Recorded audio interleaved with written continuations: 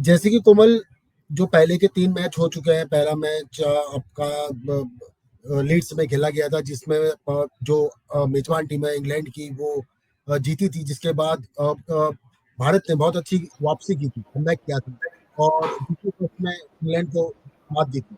लेकिन अब उसके बाद ऐसा लग रहा था कि भारत शायद अगले मैच में जीत के साथ ही लीड करेगा और पहली बार इतिहास रचेगा इंग्लैंड के दौरे पर। लेकिन ऐसा नहीं हुआ। लास्ट में कुछ दिक्कतें हुई, जिस कारण से भारत के हाथ से ये मैच निकल गया। अब लेकिन आज जो ये मैच की स्थिति है, भारत के लिए करो या मरो की सिचुएशन पर पहुंच चुकी है। क्योंकि आज अगर ये मैच एक होने को 5 मैचों की सीरीज है, लेकिन ये तीसरा थर्ड मैच है।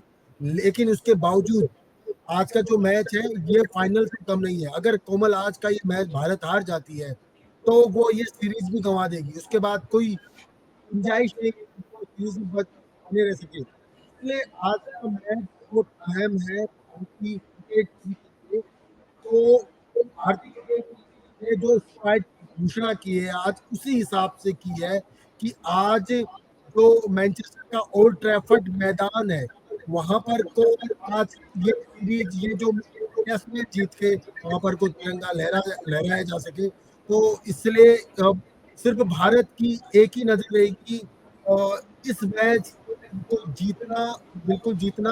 वो कहते हैं ना कि मछली की आंख पर इस बार निशाना रहेगा भारत का, ना कि पूरे टेस्ट पे। क्योंकि आज का मैच अगर भारत गंवा देगी तो बहुत मुश्किलों का सामना करना पड़ेगा। इसलिए भारत की जो टीम है, चाहे वो क्या फील्डिंग लेवल पे हो या फिर बैटिंग लेवल पे हो या फिर बॉलिंग लेवल पे, हर क्षेत्र में भारत को अच्छा प्रदर्शन करना पड़ेगा। जिस वजह से ही भारत अपनी जो जीत की एक लय है वो बरकरार रख सकती है। और फिर बाकी के जो मैच बचेंगे कोमल, उसमें जो आखिरी मैच बचेगा उसमें देखा जाएगा कि फिर सीरीज किसके हाथों में होती है। लेकिन आज भारत के लिए जीतना बहुत जरूरी है।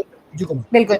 शेखर, अगर हम बात करें मौसम की, तो कैसा रहेगा आज का मौसम उनका? क्योंकि ऐसा भी कहा गया है कि भारत के लिए जो एक मुश्किल जो एक और बात है वो है वहां का मौसम, क्योंकि वहां पे बारिश का मौसम बना हुआ है, कभी भी बारिश बरस सकती है, या फिर मौसम साफ है आज या नहीं है। इसके बारे में कुछ अपडेट बताएं।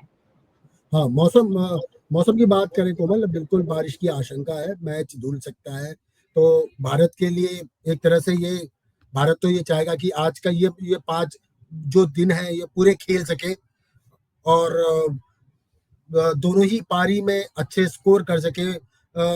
ये कोशिश रहेगी भारत की कि 20 के 20 विकेट वो किसी भी तरह से हासिल कर सके। भारतीय cricket team I think toss हारने के बावजूद पहली बैटिंग कर रही है कोमल। तो ये रहेगा कि भारतीय क्रिकेट टीम का ये रहेगा कि ज्यादा से ज्यादा वो रनों का पहाड़ खड़ा कर सके, जिससे कि फिर वो इंग्लैंड की टीम में दबाव बनाकर उनको जल्दी से जल्दी आउट कर सके और फिर फॉलो ऑन दे सके। तो ये भारत की अभी रणनीति रहेगी। लेकिन जो मौसम आपने कोमल पूछा कि बारिश की बिल्कुल आशंका बनी हुई है। और इंग्लैंड से यहाँ पर का जो टेम्परेचर है ओल्ड ट्रैफर्ड का, ये बहुत कम है। 14 डिग्री से 21 डिग्री सेल्सियस के बीच में यहाँ का तापमान बने रहेगा। इसलिए भारतीय क्रिकेट टीम जो एक हम लोग भारतीय एक गर्म भूभाग से आती है, उनके लिए थोड़ा सा वहाँ के मौसम की मार अलग से पड़ने को मिलेगी। इसलिए भारतीय क्रिकेट टीम को मैदान में तो सही, मौसम से भी 2-4 हाथ करना पड़ सकता है। इसलिए थोड़ा सा मौसम भी भारत के प्रतिकूल तो अभी नजर आ रहा है। लेकिन अगर चांस, वो तो एक लक बाई चांस होता है कि कैसा रहेगा मौसम, क्या रहेगा। लेकिन अभी तक की जो मौसम विभाग ने जो आशंका जताई है वो बारिश की भी जताई है। जी कुमार। अच्छा शेखर, अगर हम बात करें इस मैदान के बारे में, तो उसकी जो पिच है उसका कैसा वो रिएक्ट करती है, किस बैट्समैन के लिए या फिर बॉलर के लिए, वो किसके लिए सबसे ज्यादा मददगार साबित होती है, अगर हम पिच की बात करें तो? कोमल, ओल्ड ट्रैफर्ड का जो पिच है, वैसे तो यूरोपियन कंट्रीज की जो भी जितने भी मैदान है, पिच है, वो सब फास्ट बॉलर के लिए मुफीद बनाई गई है, एशिया को छोड़कर। एशिया इसलिए वहाँ अच्छे बॉलर पैदा होते हैं और दक्षिण एशिया में बैट्समैन ज्यादा पैदा होते हैं। इसलिए वहाँ की जो ये ओल्ड ट्रैफर्ड की जो पिच है ये भी कोमल फास्ट पिच है। यहाँ पर को तेज गेंदबाजों को काफी ज्यादा फायदा मिलता है, लेकिन मैच दर मैच जैसे जैसे मैच आगे बढ़ता जाता है पिच स्लो हो जाती है, इसलिए सेकेंड या फोर्थ इनिंग में स्पिनर्स को भी इसमें फायदा मिलता हुआ दिखाई देता है। लेकिन ऑल ओवर बात करें हम इस पिच की, तो गेंदबाजों के ज्यादा मुफीद है बल्लेबाजों के मुकाबले। जी कोमल। जी, शेखर, बात करते हैं भारत चौथे टेस्ट में जो वो एक मानसिक रूप से क्या वो इस मैच को दबाव में महसूस कर पाएगी, या इंग्लैंड की जो ओवर कॉन्फिडेंस जो वाली फीलिंग है वो भारत की असली ताकत बन सकती है? तो क्या आपको लगता है कि क्या ये भारत की ही कुछ एक ऐसी रणनीति रही है कि जो एक ऐसा माहौल बनाना ताकि सामने वाली जो टीम है वो एक ओवर कॉन्फिडेंस में आ जाए और वो उस चीज को लेकर जब उस मैदान में उतरती है, जो अपोजिशन वाली जो टीम है, तो क्या ऐसी रणनीति है भारत की इस मैच को लेकर? हाँ कोमल, बिल्कुल वो टीम 11 में आपको देखने को मिल गया होगा इस बार। अ, अंशुल कंबोज को नंबर दिया गया है। कोशिश करी है इंडियन टीम ने कि ज्यादा से ज्यादा बॉलर्स को खिलाया जा सके। जैसे कि मैंने कहा कि इस मैदान पर, ट्रैफर्ड के मैदान पर, बॉलर्स के लिए ज्यादा मुफीद है। और दूसरी बात, जैसे मानसिक दबाव की आपने बात कही कोमल, तो भारतीय क्रिकेट टीम जब ज्यादा ओवर कॉन्फिडेंस में होती है तो वहां पर को हारती है, ये हमेशा से देखा गया है। तो ये चौथे मैच पे ही ये मानसिक दबाव उनके ऊपर आ गया। और दबाव में मैंने ये देखा है कोमल, हमेशा भारतीय क्रिकेट टीम अच्छा खेल का मुजाहरा करती है मैदान पर। तो आज भी हम ये देखेंगे, आज के हम अगले 5 दिन देखेंगे। कोशिश तो ये रहेगी कि भारतीय टीम 3 दिनों में मैच खत्म कर दे 20 विकेट लेकर, लेकिन हमारी तो इच्छा ये रहेगी। लेकिन अगर ये 5 दिनों का खेल खेला जाता है और भगवान करे कि ये बारिश का मैच ना धुला पाए, तो अब आपको देखना को ये मिलेगा कि इस बार जो क्रिकेट टीम है भारत की, क्योंकि इस बार जो बीसीसीआई ने जो टीम बनाई है, टीम मैनेजमेंट ने टीम बनाई है, बहुत अच्छा कॉम्बिनेशन। शुरुआत में जैसे कि हमने कोमल पिछले मैच से पहले हमने बात करी थी कि राहुल शर्मा और रोहित शर्मा और विराट कोहली की कमी बेहद खलेगी। लेकिन शुभमन गिल ने एक बहुत अच्छी कैप्टनसी निभाई और जो एक मैदान पे टीम 11 उतारी, वो उन्होंने भी पूरा एक अपनी क्षमता से बढ़कर प्रदर्शन किया।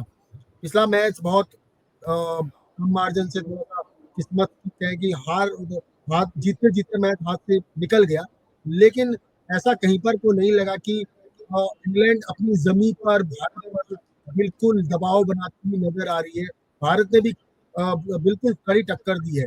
तो आज भी केवल मेरा तो ये मानना है, क्योंकि यंगस्टर बहुत भरे पड़े हैं भारतीय टीम में, और यंगस्टर जो ज्यादा उनकी एज नहीं है, वो सिर्फ उनको मारना आता है और बॉलर को सिर्फ विकेट उखाड़ना आता है। तो आज के आगे हम भी यही चाहेंगे कि पहले तो जो टीम हमारे इंडिया खेल रही है फर्स्ट इनिंग में एक अच्छा स्कोर 400 के आसपास, 300 का, मैं बता दूं इस पिच में कोमल एक एवरेज माना जाता है एक इनिंग का। सेकेंड इनिंग में अगर फर्स्ट इनिंग में हम 400 के आसपास बना लेते हैं, तो इंग्लैंड उसके बाद अगर जल्दी से जल्दी उनके 10 विकेट निकाल देते हैं, तो हम दूसरा इनिंग उनको भी दोबारा से मैच बैटिंग के एक लिए दबाव बनता हुआ नजर आएगा शेखर, अगर वो दूसरे दिन के बाद 400 का रन टारगेट अपना पूरा कर लेते हैं तो सामने वाली जो टीम पर है एक बिल्कुल दबाव बनता हुआ नजर आएगा। बिल्कुल। उस टाइम हाँ मे भी इंडिया की टीम को एक वो कॉन्फिडेंस आ जाए कि वो इस मैच को अपने नाम कर सकती है। हाँ, तो नहीं, इस बात वजह से रही शेखर, अगर हम शुभमन गिल की बात कर रहे हैं तो शुभमन गिल की अगर हम बात करें तो क्या वो अपनी कैप्टेंसी में अब तक टेस्ट सीरीज में अपनी जो उनकी स्ट्रैटेजी है या रणनीति है उसमें वो एकदम सफल होते हुए नजर आए हैं, या वो कहीं कहीं चूकते हुए भी नजर आए हैं? कोमल, मुझे तो जब अगर मैं अपने अकॉर्डिंगली बात करूं, मेरे अनुसार मैं अपनी जो राय रखूं, तो मुझे तो शुभमन गिल में एक जो एक उनकी उम्र, एक एज है, उनको ज्यादा उनको वो अनुभव नहीं था कैप्टनसी का, वो भी खासकर टेस्ट टीम की जो कमान है ऐसे खिलाड़ियों के हाथों में दी जाती है जो काफी अनुभवी होते हैं। क्योंकि वो कोई T20 मैच नहीं है, कोई वो वनडे मैच नहीं है, ये 5 दिनों तक चलने वाला एक मैच है जिसमें टेक्निक्स काफी ज्यादा हावी रहती है। ऐसे में यहाँ पर कोई यंगस्टर को कमान देने की कोई जरूरत नहीं होती है। हालांकि गौतम गंभीर और बीसीसीआई ने उन पर भरोसा जताया और उनको कमान सौंपी, और उन्होंने पूरी तरह से उसको दिखाया भी है, और अच्छी अभी तक मैं कहूँ तो मुझे तो लग रहा है कि वो ऐसा कहीं दिख नहीं रहा है कि वो एक अच्छा प्रदर्शन नहीं कर रहे हैं। पहले भी अ, कई मौकों पर उन्होंने अच्छी पारी खेली है, कोमल सेंचुरी बनाई है उन्होंने, हमने देखा। तो कैप्टनसी में जबकि बड़े से बड़े सूरमा खिलाड़ी जब दबाव में आ जाते हैं, वो एक अच्छा बैटिंग कर रहे हैं और मैदान पे अपनी टीम को मुसीबत से उबारने की पूरी कोशिश कर रहे हैं और एक अच्छी डिसीजन ले रहे हैं। वो तो अब इस बार कोमल चौथे टेस्ट में पता चल जाएगा कि उनकी कितनी रणनीति है, अभी उनको मौका देना चाहिए। हम एक सीरीज से हमें उनके आकलन करना हमारी जल्दीबाजी होगी। अभी तो 2-4 टेस्ट और कुछ उनको खेलने का मौका मिलना चाहिए, तो तभी बिल्कुल। होगी। लेकिन अभी तक की जैसे उनकी एज है और उनको विदाउट उतना एक्सपीरियंस नहीं था, उसके लिहाज से उन्होंने अच्छा प्रदर्शन किया मेरे लिए।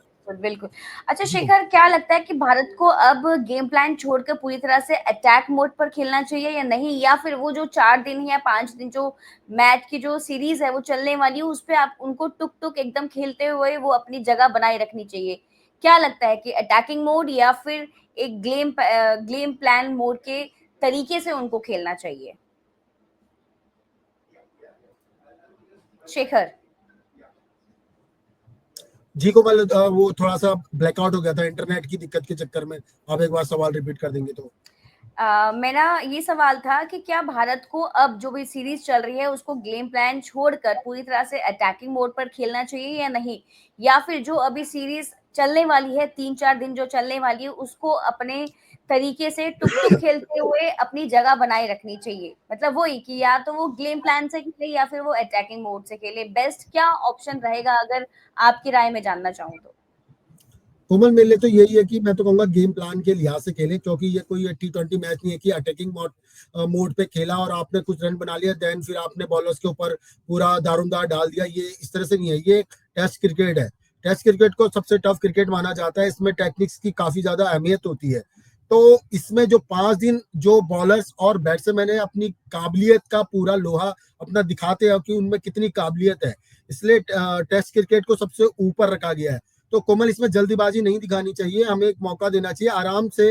अगर हम 2 दिन भी लेते हैं, 1.5 दिन भी लेते हैं, अगर हम 1.5 दिन लेके भी अगर हमारा 400 के आसपास हमारा स्कोर पहुंच जाता है, तो एक अच्छा स्कोर रहेगा यहाँ पर को। क्योंकि जैसे जैसे मैंने पहले बोला था कि ये मैदान धीरे धीरे स्लो हो जाती है, तो फिर जो इंग्लैंड के गेंदबाज हैं, बॉलर्स हैं, उनको उतना फायदा नहीं मिलेगा, क्योंकि वो फास्ट बॉलर्स के आदि करेक्ट। पिच में खेलने के आदि होते हैं।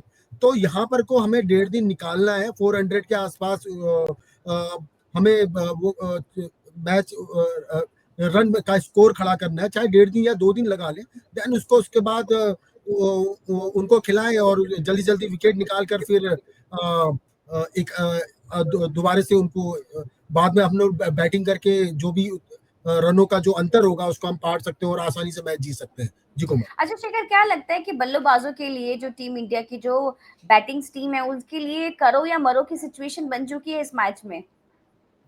हाँ कोमल, ये तो पहली जैसे कि हमने डिस्कस कर लिया था, तो हमारे तो ये मैच तो बिल्कुल करो और मरो की है। क्योंकि मैं ये मैच आज ये 4th मैच नहीं है, 5th मैच ही मान के चलिए। अगर यहाँ टीम इंडिया हार जाती है तो उसके पास कोई गुंजाइश नहीं रहेगी इस सीरीज पर कब्जा करने की। सारे जो 5वां टेस्ट होगा कोमल, अगर आज का मैच हार जाती तो फिर वो एक खाली एक कहते हैं कि एक अब वो भर रह जाएगा कि खाली हमने एक ऑप्शन भर करना है, खेलना है बस एक और कोरम पूरा करना है और फिर घर चले जाना है। तो फिर आज का मैच अगर नहीं जीत पाती है टीम इंडिया, तो फिर आगे की सीरीज ना देखने में उतनी उत्सुकता होगी उस मैच में। फिर वो एक सिर्फ ये रह जाएगा बिल्कुल। कि थोड़ी सी इज्जत बना, मैच जीत के बाद थोड़ी सी इज्जत बचा के घर चले जाओ। लेकिन अगर आज का मैच टीम इंडिया जीत जाती है, तो जो मुकाबला हो जाएगा वो 2-2 का हो जाएगा, और 2-2 के मुकाबले के बाद जब 5वां होगा तो वो मैच देखने के लायक होगा, वो टेस्ट देखने के लायक होगा। उसमें एक उत्सुकता बनी रहेगी कि ये मैच कौन जीतेगा, क्या भारत इतिहास रचेगा इंग्लैंड की जमीन पर ये 5 मैचों की सीरीज जीतकर, उसी की जमीन पर अंग्रेज टीम को उन्हीं के जमी पे हराकर, तो ये एक अच्छा मौका रहेगा कोमल। लेकिन आज का मैच जीतना पहले बहुत जरूरी है, क्योंकि आज का बिल्कुल। मैच अगर हार जाती तो दरवाजे सारे बंद हो जाएंगे। जी जी, सवाल तो बहुत सारे हैं शेखर, लेकिन इन सभी का सवाल का जवाब हमें तभी मिल पाएगा जब एक मैच पूरा हो पाएगा। लेकिन अभी फिलहाल मैच चल रहा है। मैं आपको जाते-जाते इस मैच के रन्स को लेकर मैं अपडेट आपको बता देती हूँ कि इंडिया ने 27 रन बना लिए हैं 10 ओवर में, और यशस्वी ने 8 रन बनाए हैं और केएल राहुल ने 17 रन बनाए हैं। और चर्चा हमारी यहीं तक रही है। कल हम फिर से आपके साथ जुड़ेंगे नई अपडेट्स के साथ। बाकी अपडेट्स के लिए आप हमारे चैनल यानी द फिटल देश को लाइक करें, सब्सक्राइब करें और शेयर भी जरूर करें। And thank you Shekhar. Thank you Komal.